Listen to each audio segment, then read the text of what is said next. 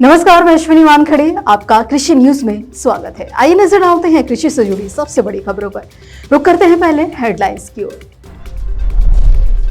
60% तक की सब्सिडी पर मिलेगा सोलर पंप। अब बिजली बेचकर भी मुनाफा कमा सकेंगे किसान। दिन रात खेतों की रखवाली, फिर भी हाथ खाली। बंदरों के आतंक से किसानों ने छोड़ी मक्के की खेती। फसल बीमा योजना हिमाचल प्रदेश में लागू। सेब, केसर, आम और लीची भी है शामिल। बलराम सिंह यादव की राष्ट्रीय सलाहकार समिति में हुई नियुक्ति। दिल्ली में कई दिनों तक बारिश के आसार, अधिकतम तापमान में भी आएगी कमी। अब खबरें विस्तार से।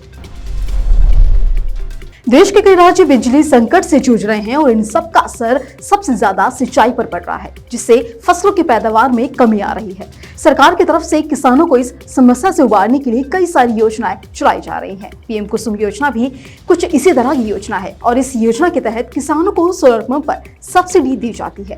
इस योजना के तहत किसानों को सोलर पंप लगाने पर 60% तक की सब्सिडी दी जाती है और इसके अलावा सोलर पंप संयंत्र स्थापित करने के लिए सरकार की तरफ से 30% का लोन भी दिया जाता है। किसानों को केवल इस संयंत्र का 10% ही खर्च करना पड़ता है। किसानों को सौर संयंत्र स्थापित करने के लिए इस योजना के तहत 17.50 लाख फंड भी दिया जाता है। तो वहीं मानसून के आगमन के बीच चंडीगढ़ की मौसम विभाग ने पंजाब के किसानों के लिए एक एडवाइजरी जारी की है, जिसमें किसानों के लिए जरूरी सलाह दी गई है कि वे कैसे अपनी फसल का ध्यान रख सकते हैं। तो इसके लिए पहले धान के खेत में केवल 2 सप्ताह तक पानी को रोक कर रखें और उसके बाद तालाब का पानी मिट्टी में मिल जाने के 2 दिन बाद सिंचाई करें। धान रोपाई के 3 और 6 सप्ताह के बाद 30 किलो यूरिया प्रति एकड़ की दूसरी और तीसरी खुराक डालें। रुके पानी में शाकनाशी का छिड़काव न करें और छिड़काव के 1 दिन बाद सिंचाई करें। और इसी के साथ किसान चैम्बर ऑफ कॉमर्स द्वारा 3 सेशन में 4th एनुअल कॉन्फ्रेंस का आयोजन किया गया, जिसमें वहां मौजूद रहे नीति आयोग के मेंबर प्रोफेसर रमेश चंद्र ने कृषि जागरण से बातचीत के दौरान क्या कुछ कहा, आइए जानते हैं। ठीक है ना। अब कैसे यूथ और एग्रीकल्चर को आप कैसे देखते हैं सर? आज यूथ को अगर एग्रीकल्चर की तरफ खींचना हो तो क्या आपको लगता करना चाहिए सर? यूथ को एग्रीकल्चर में खींचने का एक ही रास्ता है कि एग्रीकल्चर को एग्री बिजनेस बनाएं। एग्रीकल्चर केवल वहाँ खेत में काम करके फसल उगाने तक सीमित नहीं रखना है। एग्रीकल्चर का जो पोस्ट हार्वेस्ट एस्पेक्ट है कि वो वैल्यू एडिशन कैसे करे, सेकेंडरी एग्रीकल्चर कैसे करे और एक ट्रेडर का रूप कैसे अडॉप्ट करे।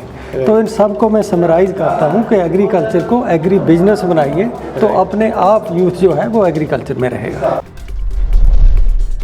और हिमाचल प्रदेश के कांगड़ा जिले में कई किसानों ने बंदरों और लावारिस पशुओं के खतरे के कारण मक्के की खेती करनी छोड़ दी है।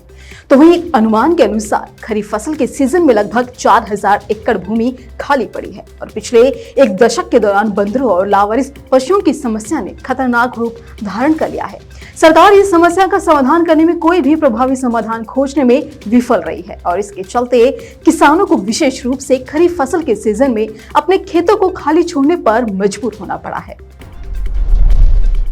जम्मू कश्मीर में मौसम की मार से प्रभावित रहने वाले किसानों के लिए राहत भरी खबर है। दरअसल उपराज्यपाल प्रशासन ने प्रधानमंत्री फसल बीमा योजना और structured weather based crop insurance scheme को पूरे प्रदेश में लागू कर दिया है। खास बात तो यह है कि अब तक ये योजना जम्मू, सांबा, उधमपुर और अनंतनाग जिले में कृषि फसलों तक ही सीमित थी। अब कृषि समेत बागवानी की मुख्य फसलों पर भी बीमा कवर किया जा सकता है।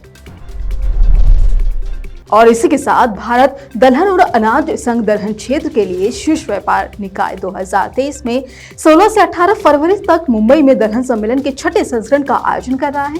IPGA के अध्यक्ष बिमल कोठारी ने कहा कि दलहन सम्मेलन 2023 वैश्विक दलहन क्षेत्र में स्थायी व्यवसाय बनाना जो समय की आवश्यकता है, इस विषय पर आधारित होना चाहिए। जेके एग्री जेनेटिक्स लिमिटेड ने हाल ही में F5 हाइब्रिड पंपकिन सीड जेके कुशमन लॉन्च किया है। एक चपटा गोल हरे रंग का फल है जिसमें पीला और नारंगी गूदा होता है, जिसकी उपज भी काफी उच्च है। आपको बता दें कि जेके AGL बाजरा, कपास, ज्वार, चावल, सरसों, मक्का, गेहूं और अन्य सब्जी फसलों के अनुसंधान, विकास, उत्पादन, प्रसंस्करण और विपणन करने में एक्सपर्ट है।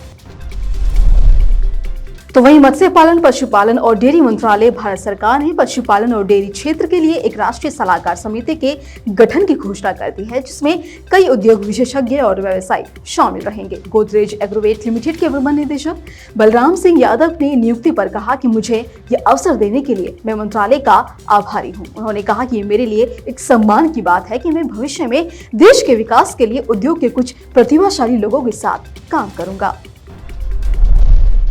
तो वहीं कृषि जागरण ने क्रॉप इंश्योरेंस किसानों की आय में जोखिम उन्मूलन पर एक वेबिनार का आयोजन किया। फसल बीमा व्यापक उपज आधारित नीति है जो प्राकृतिक आपदाओं के कारण किसानों को फसल कटाई से पहले और बाद में होने वाले नुकसान की भरपाई करती है।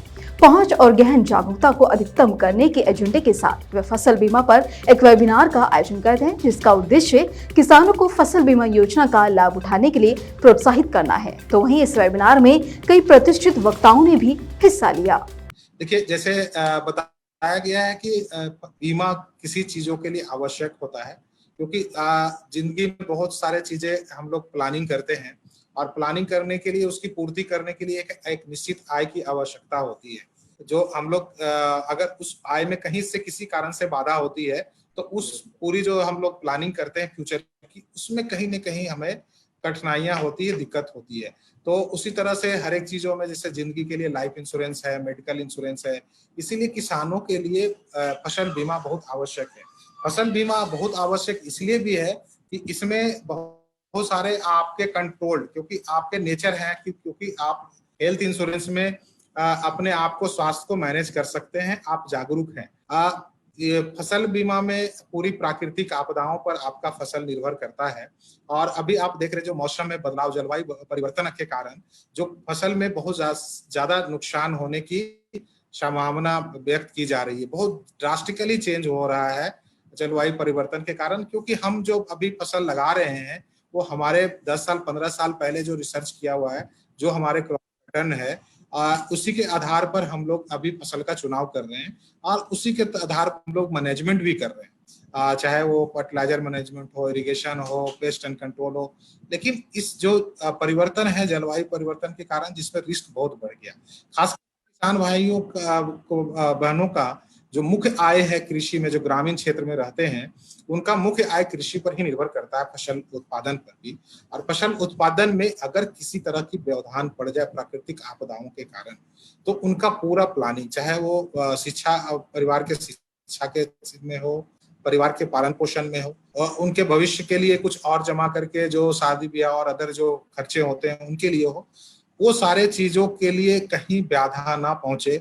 हम उनके इनकम को इंश्योर्ड करें कि हाँ, आपको इस फसल इतने उपजाने के कारण पर हेक्टेयर आपकी ये उत्पादन होती और इस उत्पादन को बाजार में ले जाते तो आपको ये इतनी एक निश्चित आय होती। उस निश्चित आय को सुनिश्चित करने के लिए ही प्रधानमंत्री फसल बीमा योजना भारत सरकार ने लागू की गई है। सभी किसान भाइयों को मेरी तरफ से नमस्कार, SBI चैनल की तरफ से नमस्कार।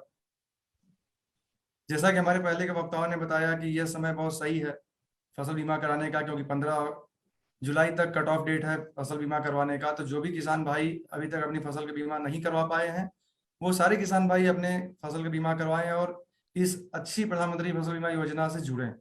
साथ साथ ये बताना चाहूंगा कि ये अभी तक की सबसे अच्छी स्कीम है, जिससे किसान भाइयों को ईयर ऑन ईयर बेसिस पे काफी अच्छा लाभ मिल रहा है।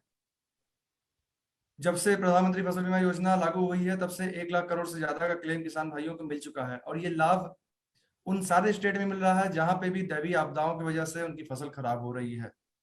दैवीय आपदाओं की वजह से जो फसल खराब हो रही है, जो क्लेम लेने का प्राविधान है, 4-5 तरीके से है, मैं उसको डिटेल में बताना चाहूंगा।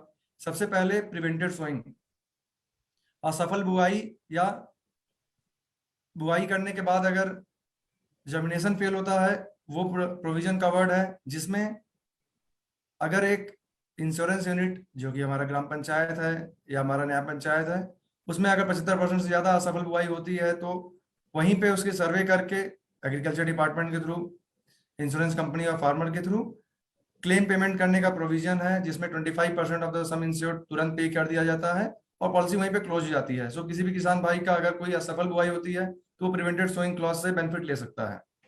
उसके बाद आगे चलने पे जब उसका फसल आगे बढ़ती है, वेजिटेटिव मोड पे आती है, उस समय बहुत सारी दैवीय आपदाओं की वजह से फसल खराब होती है, जो लोकलाइज सर्वे में आते हैं।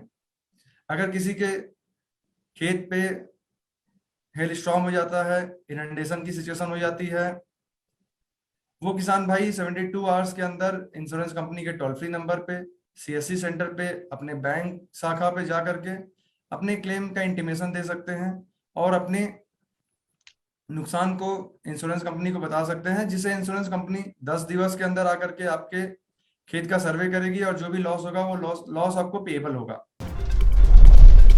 तो वहीं राष्ट्रीय राजधानी दिल्ली में मौसम बदलने जा रहा है। लगातार दिल्ली में बारिश होने के आसार जताए जा रहे हैं। जानकारी के अनुसार दिल्ली में हल्की बारिश और आंधी आने की संभावना है।